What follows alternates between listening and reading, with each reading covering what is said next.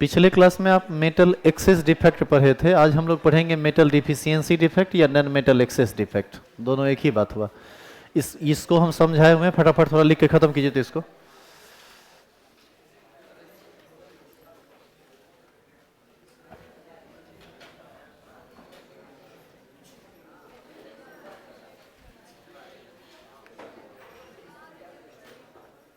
थोड़ा लिखिएगा तेजी में।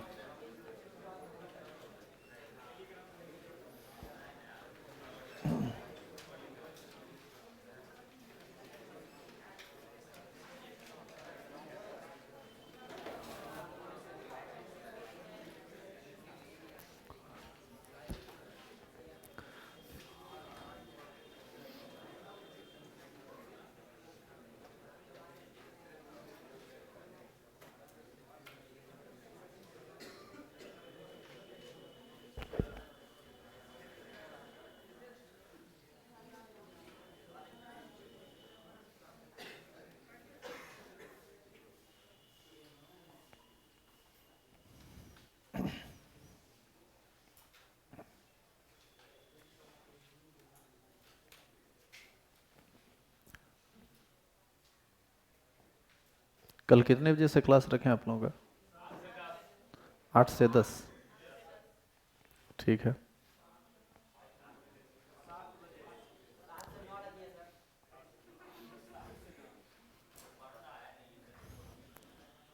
कोनो टाइम रहे के बात है, नहीं रहे।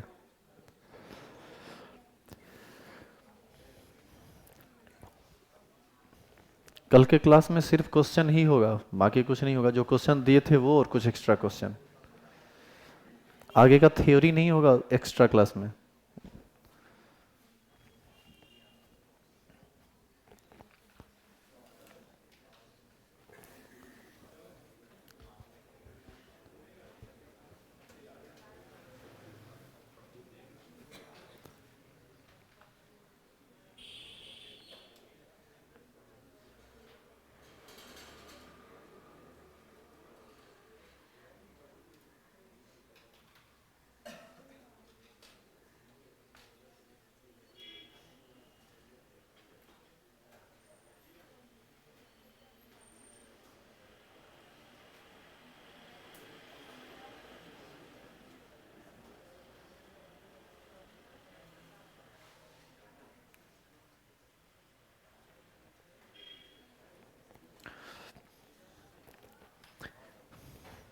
डिफेक्ट में जितना भी इम्पोर्टेंट डिफेक्ट था वो सब आप पढ़ लिए।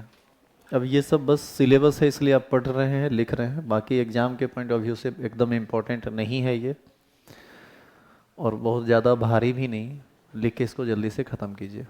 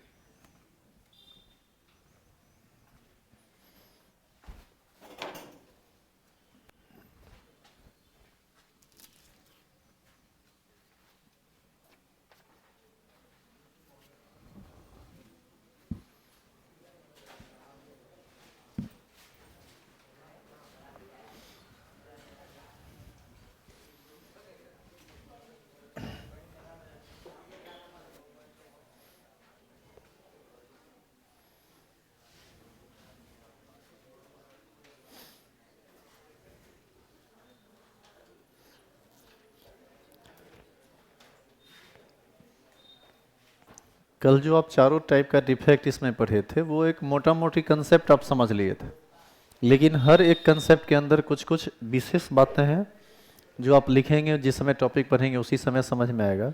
और उसी टाइप का बात इसमें भी है, आप इसको पहले पूरा कर लीजिए तो समझाते हैं इसको।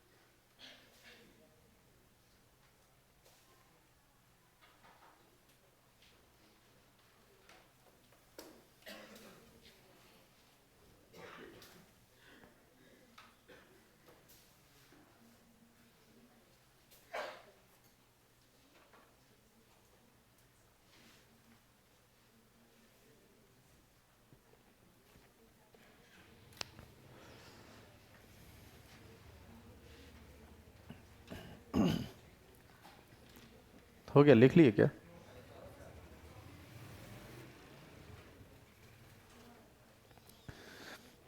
पिछली क्लास में आप देखे थे कि मेटल एक्सेस डिफेक्ट एराइज हुआ था दो तरीके से। पहला था एनाइनिक वैकेंसी के कारण, और दूसरा था एक्स्ट्रा केटायन के प्रेजेंट होने के कारण इंटरशियल पोजीशन में। आज आप पढ़ रहे हैं नन मेटल एक्सेस डिफेक्ट, मतलब नन मेटल एक्सेस होगा उसमें ए नंबर पढ़ रहे हैं ड्यू टू मिसिंग केटायन या केटायनिक वैकेंसी के कारण। इस केटायनिक वैकेंसी के कुछ टेक्निकल पॉइंट को समझिए पहले आप। एक बेसिक बात आप हमेशा ध्यान में रखिए कि चाहे कोई भी डिफेक्ट एराइज हो, ओवरऑल इलेक्ट्रिकली न्यूट्रल रहेगा सॉलिड हर हाल में, तभी वो अपने आप को स्टेबलाइज कर पाएगा, नहीं तो फिर स्टेबलाइज नहीं कर पाएगा, उस तरह का डिफेक्ट एराइज ही नहीं होगा।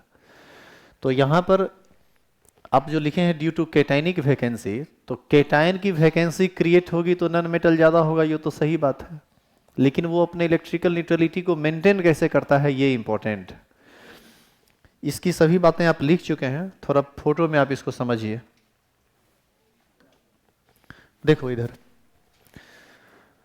यह एक सॉलिड है जिसमें हम सभी मेटल और नॉन मेटल एटम को अरेंज किए हैं, और आप ध्यान से देखिए ये बिल्कुल परफेक्ट सॉलिड है, इसमें किसी प्रकार का कोई डिफिशियंसी नहीं है। अब हम इसमें डिफिशियंसी क्रिएट करेंगे, कौन सा? Non metal access defect. इसके लिए क्या करना पड़ेगा? इसका ए नंबर आप क्या पढ़े हैं? ड्यू टू केटायनिक वैकेंसी, तो केटायन का जगह खाली कीजिए। जैसे ये M+ है, इसको हटा दीजिए आप, इसको हम लोग क्या बोलेंगे? केटायनिक वैकेंसी। जैसे ही केटायनिक वैकेंसी क्रिएट हुआ, X- ज़्यादा हो गया। अब आप ये बताइए कि M+ गया तो चार्ज भी लेके गया, तो एक माइनस ज़्यादा हुआ कि नहीं हुआ? तो एक माइनस यदि ज़्यादा हुआ तो इस माइनस को कौन बैलेंस करेगा और कैसे बैलेंस करेगा, ये बात समझनी है। इस जगह पर जो केटायन का चार्ज जाने से पॉजिटिव चार्ज कम हुआ है, उसको बैलेंस करता है इसके बगल का मेटल एटम। और ये बैलेंस इस प्रकार से करता है कि जितना वैलेंसी उसका पहले था उससे वैलेंसी को और बढ़ा लेगा। यानी यदि ये M+ में था तो चला जाएगा किस में? M2+ में। अरे एक M+ गया था ना, तो एक केन को पॉजिटिव चार्ज लेके गया, तो एक M पर एक और एक्स्ट्रा पॉजिटिव चार्ज आ जाएगा। तो अब आप ये बताइए कि खेल थोड़ी है कि एक M पर एक पॉजिटिव चार्ज था, अब 2 गो हो गया, एक और चला जाएगा तो 3 गो हो जाएगा। तो यहाँ पर ये समझना है कि ऐसा काम कौन मेटल कर सकता है। मेटल दो तरह का होता है, एक का वैलेंसी फिक्स होता है, जैसे सोडियम हो गया, पोटेशियम हो गया, ये सब का फिक्स वैलेंसी होता है, +1+1। लेकिन आयरन हो गया, इसका वैलेंसी वेरिएबल होता है। कॉपर हो गया, इसका वैलेंसी वेरिएबल होता है। तो जिस मेटल का वैलेंसी वेरिएबल होता है, सिर्फ उसी तरह के मेटल में इस तरह का डिफेक्ट एराइज होगा। मेटल में नहीं, मतलब आयनिक सॉलिड में, उसी तरह के मेटल के आयनिक सॉलिड में इस तरह का डिफेक्ट एराइज होगा जिसका वैलेंसी वेरिएबल हो। इसीलिए आप इसके एग्जाम्पल में एक लिखे होंगे, एग्जाम्पल अभी लिखे नहीं है क्या? इसका एग्जाम्पल आएगा तो उसमें आप लिखिएगा Cu++ और Cu+ का एग्जाम्पल होगा। जिस तरह की एग्जाम्पल लिखा हुआ है, ये इजी काट दीजिएगा। Cu+, iron 2+, iron 3+, Mn2+, Mn3+। तो जितना भी वेरिएबल वैलेंसी वाला मेटल है, सिर्फ वही इस डिफेक्ट को एराइज कर सकता है, दूसरा कोई इस डिफेक्ट को एराइज नहीं करेगा। तो इसमें फोटो वोटो नहीं बनाना है, सिर्फ एग्जाम्पल लिख के आगे बढ़िए।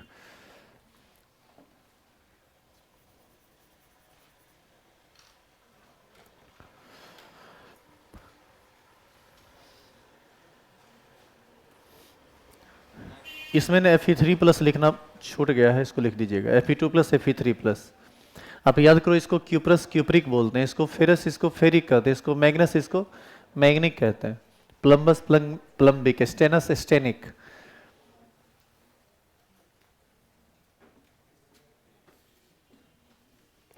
तो एग्जाम्पल लिखेंगे फिर आगे बढ़ेंगे। और यदि तुम सुनो इधर, यदि तुम सच में इसका एग्जाम्पल लिखना चाहते हो तो हम सिर्फ समझा देते हैं, जगह छोड़ दो, तुम खुद से बना लेना, यहाँ बैठ के दिन काटने की जरूरत नहीं है। ऐसे ही हमको लग रहा है कि टाइम बर्बाद हो रहा है। कौन मोहन बोला क्या?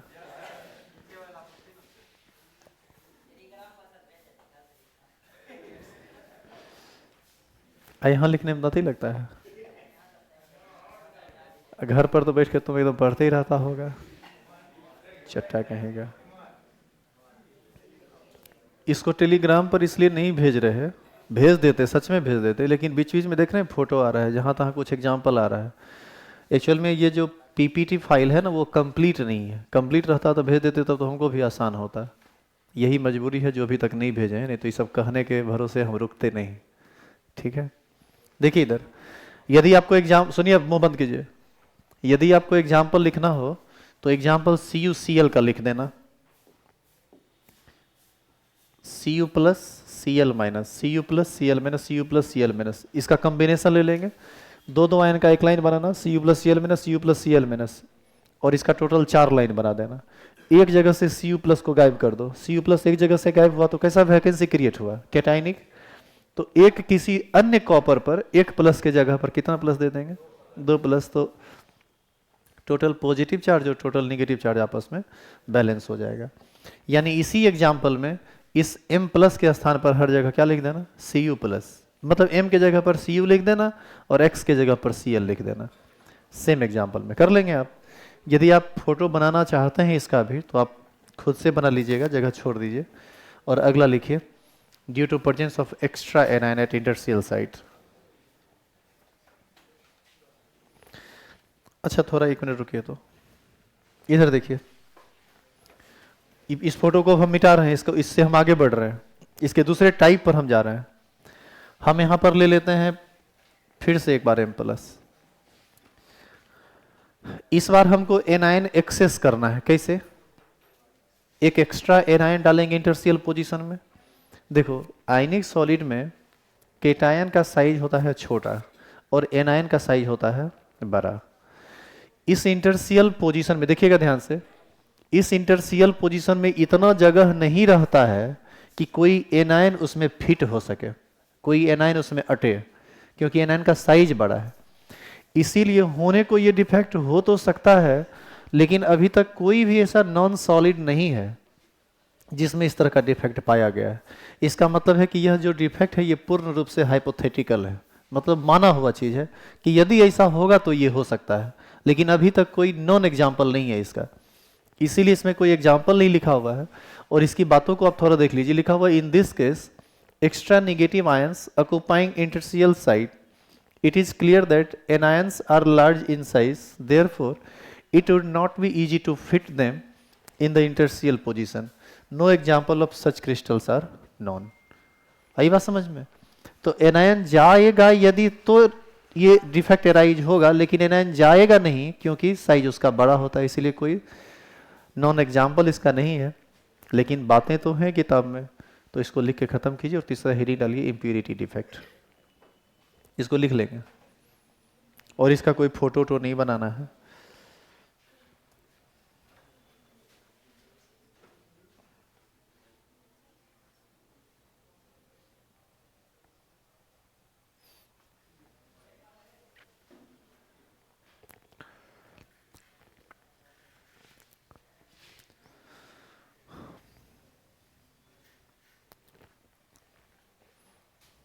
कल 7 बजे से क्लास रखते हैं, कल 7 से क्या दिक्कत, 8 बजे से रखें क्या? 7 बजे से कितने लोग 7 के पक्ष में हैं? हाथ खड़ा कीजिए। और 8 के पक्ष में, 8 के पक्ष में कम लोग हैं। अच्छा टेंशन नहीं लो, हम कल यूट्यूब लाइव कर देंगे, तुम घर पर भी रहोगे तो पढ़ लेना।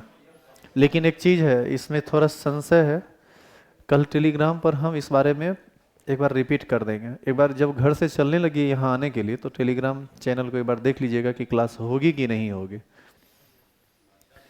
अरे कल मेरा भाई का जन्म है, यहाँ प्रोग्राम है लंबा चौड़ा, तो उसमें हमको 1 घंटा का छुट्टी निकाल के यहाँ आना पड़ेगा। और चूंकि 2 क्लास हम तुम्हारा सस्पेंड कर चुके हैं, तुमको लगेगा कि बड़ा अजीब आदमी है, बोल के बार बार चीज़ों को एक्सटेंड कर रहे हैं, और हमारी कुछ मजबूरियां हैं जिसको आप शायद नहीं समझ पाए हैं। हाँ हाँ हाँ, तो नहीं, पहले पूरा बात सुनो। यदि हम फ्री रहे तो आने में कोई समस्या नहीं है, यदि कुछ वैसा जरूरी काम लग गया तो हम फिर आपको नोटिस दे देंगे। तो हम ये कह रहे थे कि कल जब आप आइएगा ना क्लास, तो एक बार टेलीग्राम चैनल को जरूर देख लीजिएगा। जैसे कल 7 बजे से क्लास रखते हैं, 7 से 8 या 8:30 या 9, जो भी बजे। 7 बजे से कितना बजे तक क्लास चलेगा वो हमको भी नहीं मालूम। 7:15 7:20 तक क्लास लाइव होगा।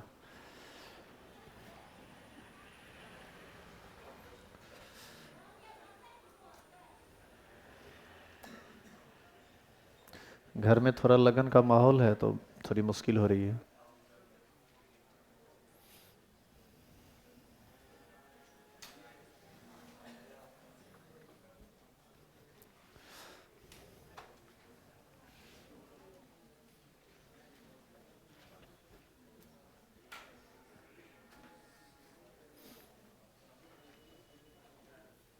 क्या हो गया लिखा हुआ? इम्प्यूरिटीज डिफेक्ट जो है बहुत सिंपल है, 1-2 लाइन का बात है, और यहीं पर यह समाप्त हो जाएगा।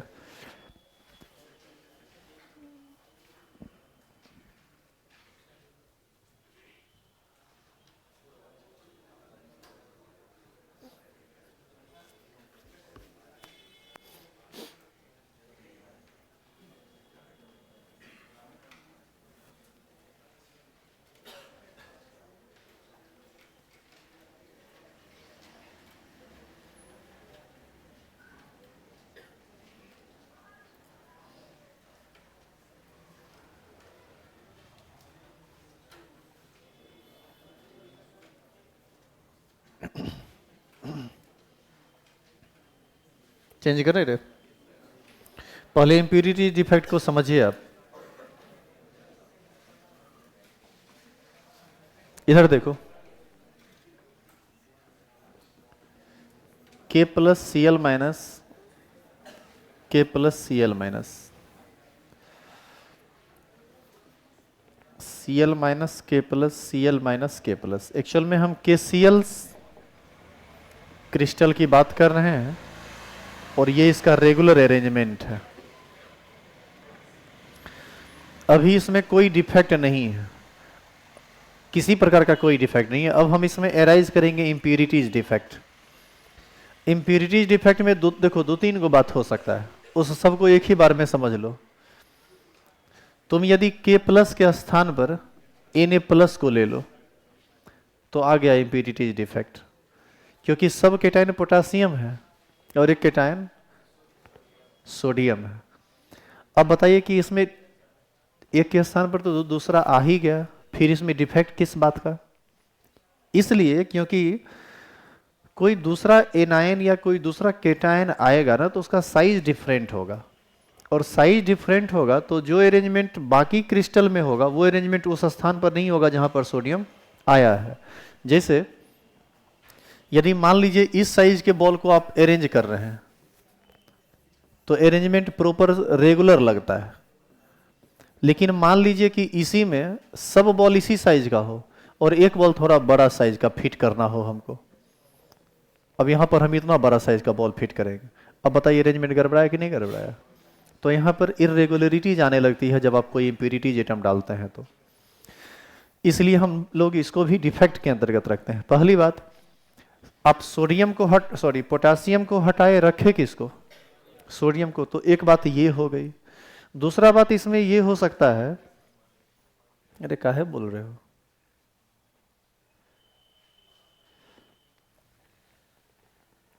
अब बतियाते अब देखेंगे ना तो बोर्ड पर बुलाएंगे, क्वेश्चन पूछेंगे। क्या कि तुमको फुर्सत इतना मिल जाता है हमारे समझाने के वक्त, तब तो तुम जवाब भी दे सकते हो क्योंकि तुमको बहुत बुझने आता होगा। दूसरी बात ये हो सकती है कि आप पोटेशियम के स्थान पर सोडियम ना रख के आप कैल्शियम रख दीजिए, तो कैल्शियम का वैलेंसी कितना होता है? +2। बताइए ये भी क्या इम्प्यूरिटीज नहीं है? इम्प्यूरिटी एटम है, ये अलग टाइप का है तो डेफिनेटली इम्प्यूरिटी ही है। इसमें अब लफड़ा क्या हुआ सो बताइए तो? ये चार्ज कौन बैलेंस कर देगा? एक प्लस के स्थान पर कितना प्लस आ गया? 2+। तो बताइए तो ये कैसे मेंटेन होगा? By cationic vacancies. इसका मतलब है कि कहीं से के प्लस को क्या करना पड़ेगा? गायब करना पड़ेगा। तो आप बताइए कि ये जो इम्प्यूरिटीज डिफेक्ट है, ये शॉर्टकी डिफेक्ट और फ्रेंकेल डिफेक्ट के साथ भी तो आ सकता है। याद करो शॉर्टकी डिफेक्ट और फ्रेंकेल डिफेक्ट में ही ना केटायन अपने स्थान से भागता था। तो इन सब तरह की बातें होंगी, यही है इम्प्यूरिटीज डिफेक्ट। तो इम्प्यूरिटीज डिफेक्ट एक ऐसा डिफेक्ट आया जिसमें कोई वैकेंसी क्रिएट नहीं हुआ, और एक डिफेक्ट ऐसा आया जिसमें वैकेंसी क्रिएट हुआ। तो इसमें दो बातें हो सकती है। तो इम्प्यूरिटीज डिफेक्ट के अंतर्गत जो बातें हैं उसको देख लीजिए एक बार। लिखा हुआ है इफ ए केटायन और anion are of different type in solid then it is called impurity defect. जैसे केटायन K+K+K+ था, लेकिन उसमें वो आ गया Na+, तो डिफरेंट टाइप का केटायन हो गया। एनायन में भी हो सकता है कि Cl- हर जगह था, एक जगह आ गया कौन चीज? Br-। तो सेम आयन, सेम चार्ज वाला आयन आया तो कोई दिक्कत नहीं। लेकिन मान लीजिए कि सब्सटीट्यूशन O2- के साथ कर दें, ऑक्सीजन आएगा तो क्या को माइनस लेके आएगा? 2-। अरे ऑक्सीजन का वैलेंसी -2 होता है, तो वहां क्या करेगा? एक Cl- को फिर वहां से हटना पड़ेगा। तो दोनों बात हो सकती है। आप केटायन को भी रख के, केटायन को भी डिफरेंट टाइप का रख सकते हैं, एनायन को भी डिफरेंट टाइप का रख सकते हैं। सेम वैलेंसी रखे तो कोई लफड़ा नहीं है। वैलेंसी यदि ज्यादा वाला रख दिए तो एक एक्स्ट्रा केटायन हटाना पड़ेगा, केटायन की वैलेंसी यदि एक्स्ट्रा है तो। और यदि वैलेंसी एनायन का एक्स्ट्रा है तो एनायन को हटना पड़ेगा चार्ज को बैलेंस करने के लिए। लिखिए इसको।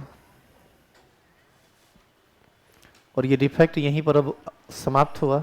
अब आगे का हेडिंग होगा प्रॉपर्टीज ऑफ सॉलिड, जिसमें दो बात पढ़ना है आपको, एक है मैग्नेटिक प्रॉपर्टी और एक है इलेक्ट्रिकल प्रॉपर्टी।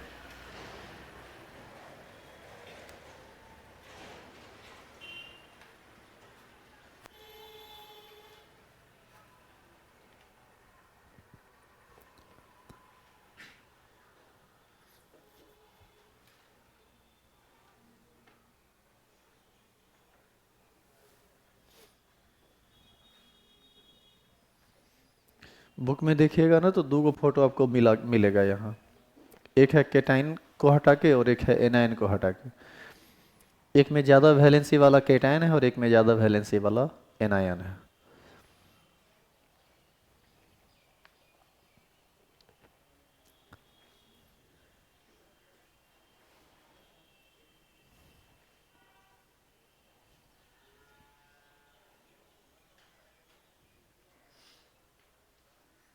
आगे का लाइन लिखा हुआ है the Schottky and Frenkel defect can also be generated by impurities atom. Impurity atom को जैसे ही आप डालेंगे तो वहाँ पर Schottky defect, Frenkel defect arise हो सकता है।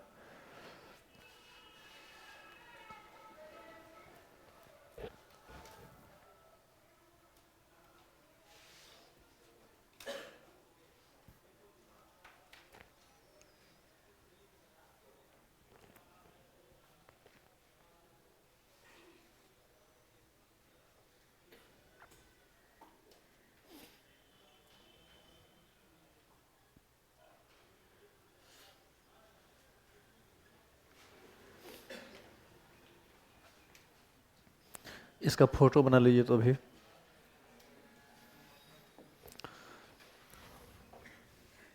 इसमें दो फोटो आप बनाइए। एक में आप Na+Cl- दिखाइए, एक जगह खाली Na+ के स्थान पर दिखा दीजिए किसको? पोटासियम को। एक ये फोटो बनाइए और दूसरा वैकेंसी वाला बना दीजिए। Na+Cl- ये दिखा दीजिए और एक जगह दिखा दीजिए Ca++। तो वहाँ पर वैकेंसी क्रिएट हो जाएगा। आप इसको लिख चुके हैं क्या? बनाइए तो ये वाला फोटो।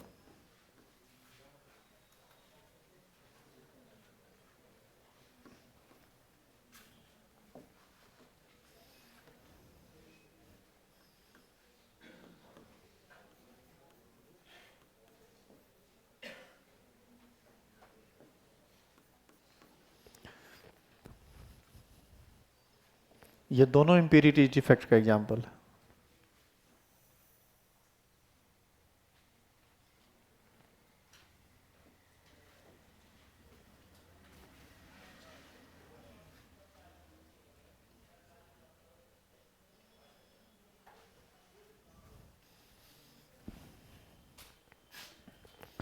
इसमें शॉर्ट की डिफेक्ट फ्रेंकेल डिफेक्ट एराइज नहीं होगा, इसमें एराइज होगा। इसमें क्या गड़बड़ी हो गया?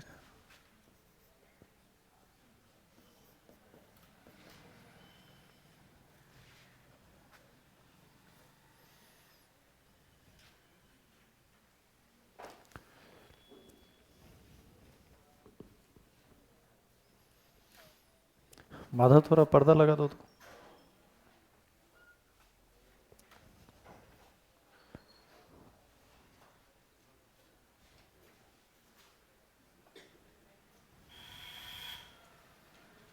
नहीं उठेगा।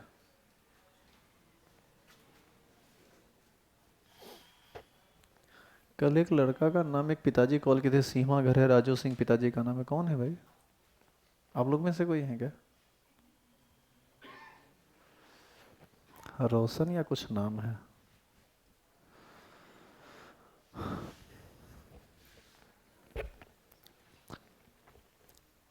पल्सर से कोई आता है इस बैच में? नहीं, वो परिचय ही दिए कि पल्सर से आता है। हाँ? हिंदी मीडियम में है, ठीक है। बोले गाड़ी नहीं देते हैं तो जाता ही नहीं है पढ़ने के लिए। साइकिल दिए तो बोला जाएंगे ही नहीं, तो बोले कि अब सोच रहे हैं स्कूटी देने का। हम बोले वो हेलीकॉप्टर दे दीजिए। मतलब गार्जियन को कितना मजबूर तुम करते हो तुम, मतलब सब तो नहीं लेकिन कुछ लोग। अरे गार्जियन के मजबूरी को समझो यार। तो तुम लोग गार्जियन को भी गलत काम करने पर मजबूर कर दोगे।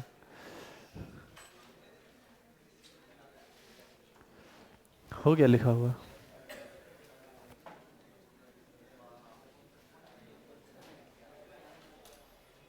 बन गया फोटो?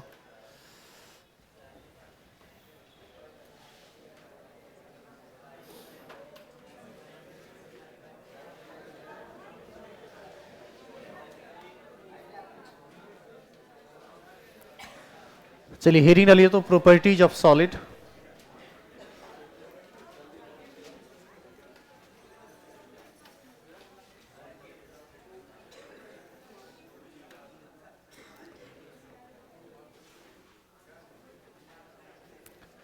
स्टार लगाइए, हेडिंग डालिए properties of solid. Properties of solid में एक नंबर हम लोग पढ़ेंगे मैग्नेटिक प्रॉपर्टी और 2 नंबर हम लोग पढ़ेंगे इलेक्ट्रिकल प्रॉपर्टी।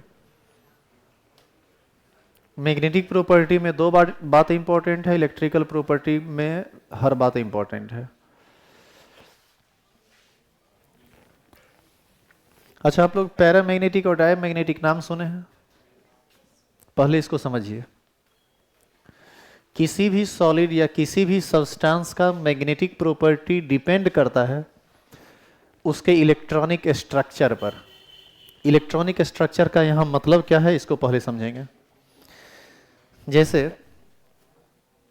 क्रोमियम, इसका एटॉमिक नंबर होता है 24। इसका कॉन्फ़िगरेशन लिखेंगे ना तो ये आएगा ऑर्गन 4s1 3d5। याद करो ये एक्सेप्शनल है, होना चाहिए था 4s2 3d2, लेकिन हाफ फील्ड पूरा करने के लिए होता है 4s1 3d5। एस में कितना इलेक्ट्रॉन? 1। और डी में कितना इलेक्ट्रॉन? 5।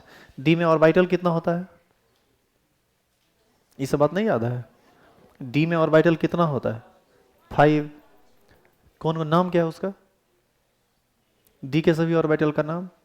ये सब आप पढ़े थे केमिकल बॉन्डिंग में, वो भी बहुत डिटेल में। D x y, d y z, d z x, d x square, y square, d z, याद है ये सब? इसको हम लोग 5 को डब्बा में ना दिखाते हैं। इसमें 5 इलेक्ट्रॉन है, 1 2 3 4 5। 5 इलेक्ट्रॉन यहाँ अनपेयर्ड और 1 इलेक्ट्रॉन यहाँ अनपेयर्ड। टोटल कितना अनपेयर्ड इलेक्ट्रॉन है? 6। तो यह एक ऐसा एटम है, सुनिएगा, यह एक ऐसा एटम है जिसमें एक भी इलेक्ट्रॉन अनपेयर्ड नहीं है। सॉरी, इसमें 6 इलेक्ट्रॉन अनपेयर्ड है। अब इसी में मान लीजिए हम ऑर्गन लेते हैं, इसका कॉन्फ़िगरेशन होगा 1s2 2s2, नियन लीजिए छोटा सा कोई item, 1s2 2s2 2p6। S में डब्बा एक, दो इलेक्ट्रॉन, दोनों का दोनों पेयर। एस में डब्बा एक, दो इलेक्ट्रॉन, दोनों का दोनों पेयर। पी में ऑर्बिटल याद करो 3 होता है, p x, p y, p z. एक एक करके इलेक्ट्रॉन भरते हैं तो 1 2 3 4 5 6। बताइए एक को अनपेयर्ड इलेक्ट्रॉन है, कहीं कोई इलेक्ट्रॉन अकेला है क्या? तो यहाँ पर ये इलेक्ट्रॉन कोई भी अकेला नहीं है, अनपेयर्ड नहीं है। यहाँ पर टोटल कितना अनपेयर्ड है? 6। इसी प्रकार किसी भी सॉलिड में या किसी भी सब्सटेंस में एक भी इलेक्ट्रॉन अनपेयर्ड हो तो वो होता है पैरामैग्नेटिक, और यदि सब का सब पेयर्ड हो तो वो होता है डायमैग्नेटिक। ये सब मैग्नेटिक मोमेंट केमिकल बॉन्डिंग में आपको पढ़ाया गया था। लेकिन इससे थोड़ा सा आगे बढ़ के इसमें 2-3 बात और है, उसको हम लोग समझेंगे। ध्यान से सुनिए, यदि सब का सब इलेक्ट्रॉन पेयर्ड हो तो वो डायमैग्नेटिक होगा, उसमें डायमैग्नेटिक के अंदर बाद कुछ भी बात नहीं आती है। लेकिन यदि इलेक्ट्रॉन अनपेयर्ड हो तो इस अनपेयर्ड इलेक्ट्रॉन का अलाइनमेंट कैसे है? सबका सब ऊपर है, सबका सब नीचे है, समान रूप से ऊपर समान रूप से नीचे है, या असमान रूप से ऊपर या असमान रूप से नीचे है। इस आधार पर आगे चल के ये और भी कई भागों में बंट जाता है। तो कुल मिला के पढ़िएगा, मैग्नेटिक प्रॉपर्टी में कुल 5 प्रकार का सॉलिड होता है। एक है पैरामैग्नेटिक, एक है डायमैग्नेटिक, एक है फेरोमैग्नेटिक, एक है फेरीमैग्नेटिक, एक है एंटी फेरीमैग्नेटिक। तो इन सब बातों को एक एक करके पढ़ेंगे तो समझते चलेंगे कि वहाँ पर और क्या क्या बातें हैं उसके अंतर्गत। लेकिन यहाँ जो सबसे पहला बात लिखा हुआ है प्रॉपर्टीज ऑफ सॉलिड में, मैग्नेटिक प्रॉपर्टीज, इसमें लिखा हुआ है एकदम, magnetic properties of solid depends on the electronic structure of solid. Electronic structure का मतलब इलेक्ट्रॉन का संरचना कैसा है, नंबर ऑफ अनपेयर्ड इलेक्ट्रॉन है कि नहीं है, सबका सब पेयर्ड तो नहीं है, यदि अनपेयर्ड है तो उसका अलाइनमेंट कैसा है, उसी को हम लोग बोलते हैं electronic structure. And on this basis there are 5 types of solid, जिसमें सबसे पहला है 1 नंबर पैरामैग्नेटिक, हेरिंगली। आगे लिखिए इसको, और हेरिंगली।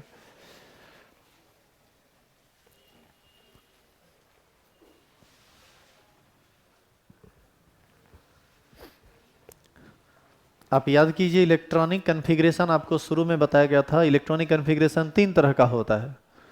एक होता है ऑर्बिट वाइज, जो तुम लोग रटता होगा 2 8 8 1 इस तरह से।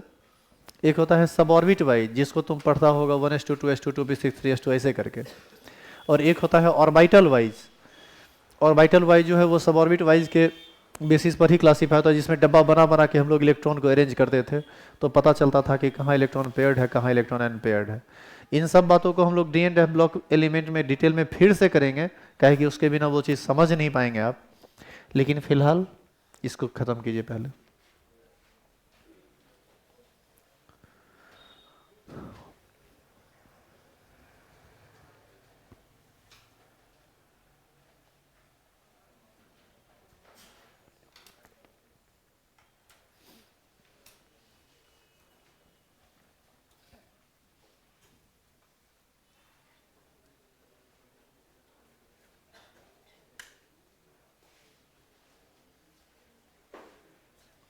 हो गया लिखा हुआ?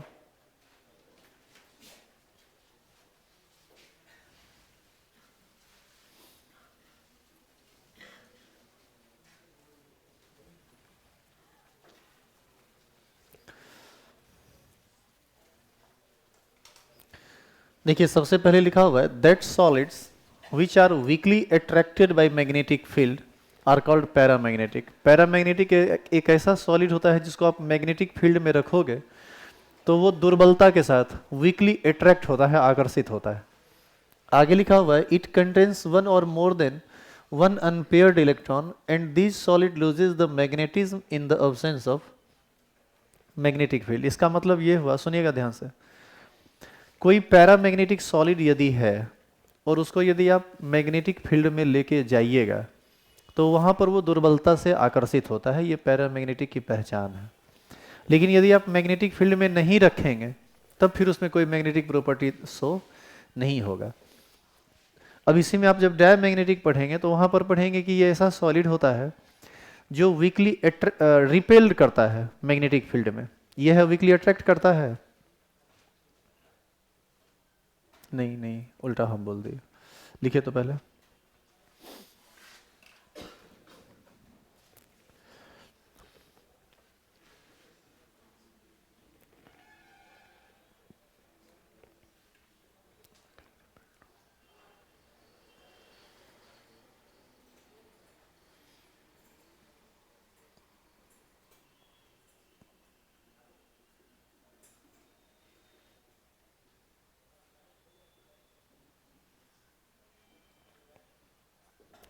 पैरामैग्नेटिक जब भी होगा तो उसमें एक या एक से अधिक इलेक्ट्रॉन अनपेयर्ड होगा। डायमैग्नेटिक जब भी होगा तो उसमें एक भी इलेक्ट्रॉन अनपेयर्ड नहीं होगा, सबका सब पेयर्ड होगा।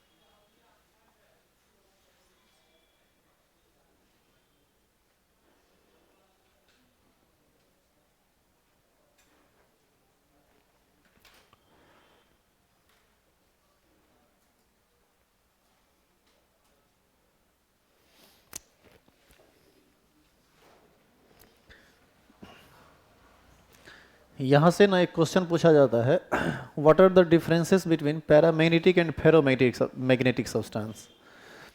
तो इसमें अंतर ये है कि पैरामैग्नेटिक जो है वो वीकली अट्रैक्ट होता है और फेरोमैग्नेटिक जो है ना वो स्ट्रांगली अट्रैक्ट होता है।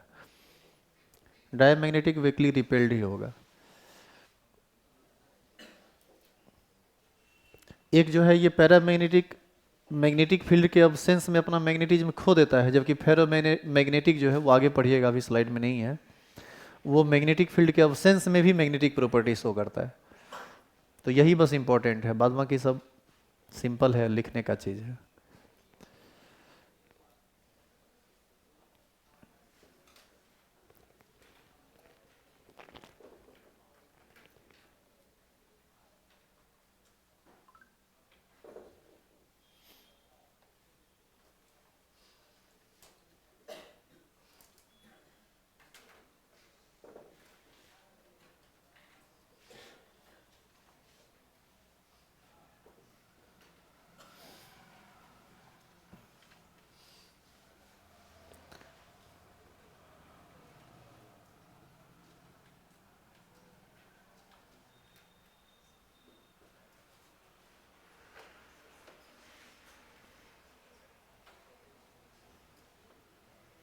हो गया क्या? आगे बढ़िए, पूरा हो गया। डायमैग्नेटिक हेडिंग डालते जाइए, इसमें कोई फोटो फिगर कुछ नहीं बनेगा, जो है वो सॉलिड वही है। एक एक लाइन का डेफिनेशन है, बस इसको याद रखना है एग्जाम के लिए। 5 गो है, 2 गो इंपॉर्टेंट है, एक पैरामैग्नेटिक और दूसरा फेरोमैग्नेटिक। और सब सिंपल सिंपल बात है, बस एक लाइन देखो, बस अलग आगे बढ़ो।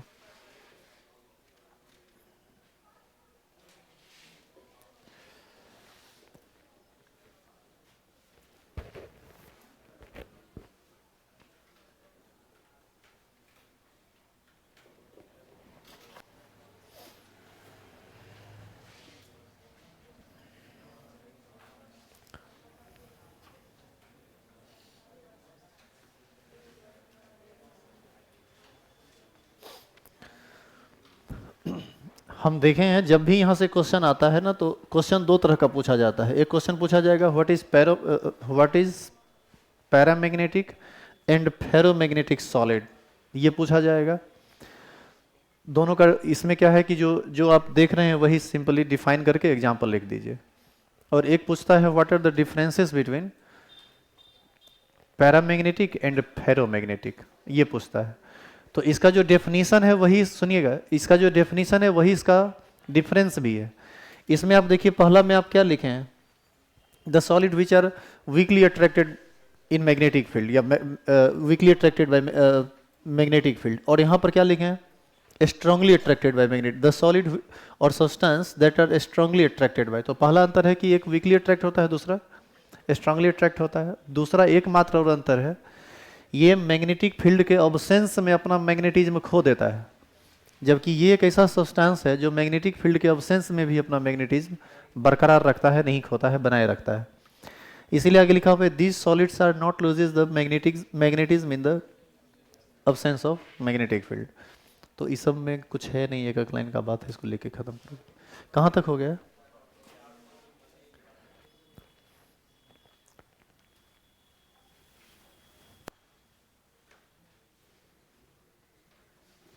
फेरोमैग्नेटिक से इलेक्ट्रॉन के अलाइनमेंट की बात आएगी, तो 5 मिनट का काम है, इसको हम लोग नेक्स्ट क्लास में करेंगे। आप यहाँ तक लिख के ख़त्म पहले कीजिए।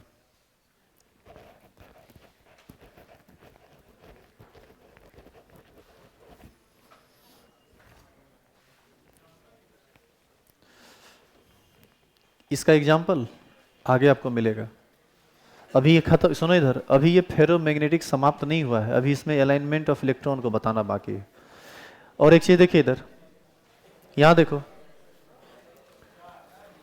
एग्जाम्पल आगे है ना, यहां लिखा हुआ।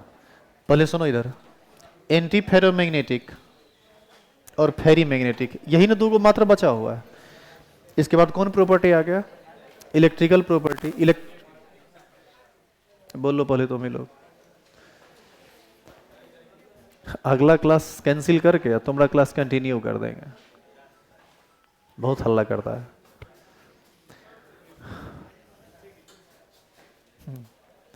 मतलब कर दे लेकिन तुम चुप नहीं होगा, ठीक है? तो हम दूसरा विकल्प पर सोचते हैं, पहट देंगे। अब बोलो पहट दीजिए, बोलो ना रे,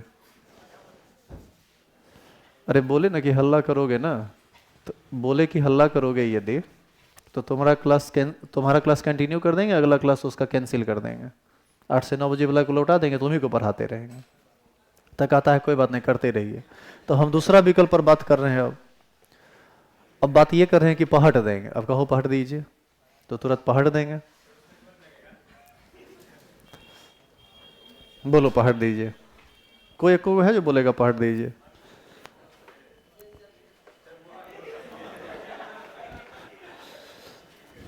सुनिए इधर, जो कह रहे हैं उसको ध्यान से सुनिए, खाली हमेशा हंसी मजाक के मूड में रहता है।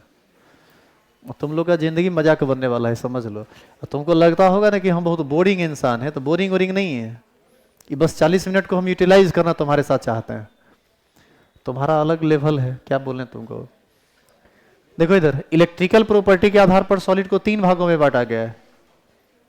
एक है कंडक्टर, एक है इंसुलेटर, और एक है सेमीकंडक्टर। कंडक्टर जो इलेक्ट्रिसिटी को कंडक्ट करता है, इंसुलेटर जो कंडक्ट नहीं करता है, और सेमीकंडक्टर जो बीच की स्थिति है, कंडक्ट करता भी है और नहीं भी करता है। लेकिन सेमीकंडक्टर समझने का चीज़ है, इसमें 2 चीज़ इंपॉर्टेंट है सेमीकंडक्टर में। एक है एन टाइप सेमीकंडक्टर और एक है पी टाइप सेमीकंडक्टर, और यहीं पर आपका टॉपिक हो जाएगा लास्ट। तो पूरा उम्मीद है कि अगला 1 दिन में, या वो भी 1 दिन या 2 दिन में ख़त्म हो जाएगा चैप्टर। इसके अलावा बोर्ड एग्जाम में क्वेश्चन जो पूछा जाता है वो कुछ अलग तरह से पूछा जाता है। तो अगला संडे, इस संडे को पहले क्वेश्चन कर देते हैं, अगला संडे उस सब क्वेश्चन को बता देंगे जो बोर्ड एग्जाम में पूछा जाता है, फिर आगे की बात होगी। आइए।